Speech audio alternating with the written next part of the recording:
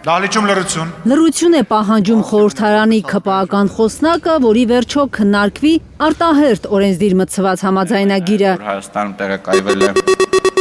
Կառավարությունն է առաջարկել, որ Հայաստանը անհապաղ միանա Եվրամիության ճգնաժամային կառավարման գործողություններին, բայց քննարկումը ձգձգվում է։ Իսկ դահլիճում լրություն։ Ալեն Սիմոնյանը ստիպված է անընդհատ կարգի հրավիրել թիմակիցներին։ Տիկին Քլոյան, Տիկին Դավոյան,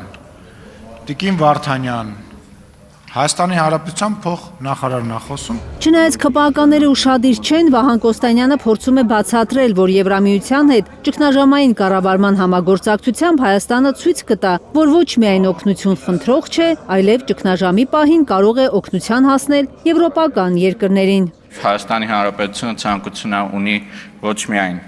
անվտանգության սպառող լինել, այլ նաև աջակցել այն անվտանգային միջոցառումներին, որ մեր եվրոպացի գործընկերներ իրականացնում են։ ՔՊԱ-ականները բացատրում են, երբ Հայաստանը միանա Եվրամիության ճգնաժամային կառավարման գործողությունների համաձայնագրին, հայկական զորախումբը կկարողանա այլ երկրներում մասնակցել զինաթափման, մարդասիրական, ռազմական ուժերի առաջադրանքներին։ Հնարավոր է հայկական զորախումբ ուղարկվի Ուկրաինա, հարցնում են ընդդիմադիրները։ Ինձ հետաքրքրում է, դուք ինչ եք Ուկրաինայի մասին հարցնում։ Օրինակ, ինչի Սոմալիի մասին չեք հարցնում։ Ինչ եք էլի ուզում դրանով ակնարկած լինեք, որ կարող է պատահի սա ստորագրվել է նրա համար, որ հատուկ Հայաստանը գնա այնտեղ մասնակցի, ոչ։ Սուրճի բաժակի այդ մոտեցումը թարգեք, ես կոնկրետ այդ որ հարց եմ տալիս, մի որոշեք, թե իմ հարցի շրջանակներում ինչ։ Եթե դուք ասեք, ես հարց տվեցի կոնկրետ որ երկրների հետ է կնքված, Կոստանյանը պատասխանեց մի քանի երկրների օրինակ բերեց, հիմա եթե ռազմական առաքելության այլ օրինակներ կան, նույնը վերաբերում է նաև այդ օրինակներին։ Եղոյանը հաստատում է, Եվրամիությունը Ուկրաինայում քաղաքացիական եւ ռազմական առաքելություն ունի։ Եթե Հայաստանին առաջարկեն մասնակցել որևէ երկրում ճգնաժամի հաղթահարմանը, դա ոչ թե պարտականություն է լինելու, այլ իրավունք։ Ուզես մասնակցես օրինակ ծովահենների դեմ պայքարին, Կարմիր ծովում, կասես կամ այո ուզում եմ ծովահենների դեմ պայքարեմ Կարմիր ծովում, կամ չէ,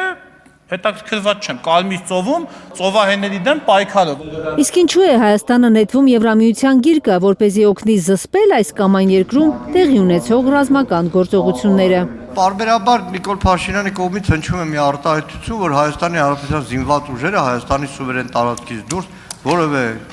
գործողություն չեն իրականացնելու։ Հիմա ձեր հիշատակած այդ հոդվածի մեջ կա զինաթափում եւ նաեւ հակամարտություն,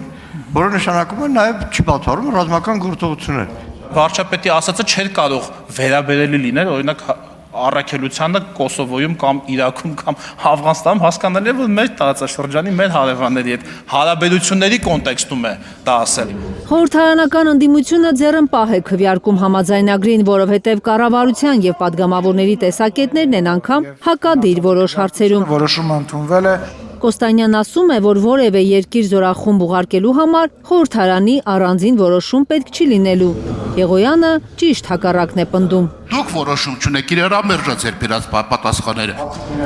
Կարնե Մանգասարյան, Առաքել Օհանյան եւ Արմեն Ապրեսյան, Հայլուր։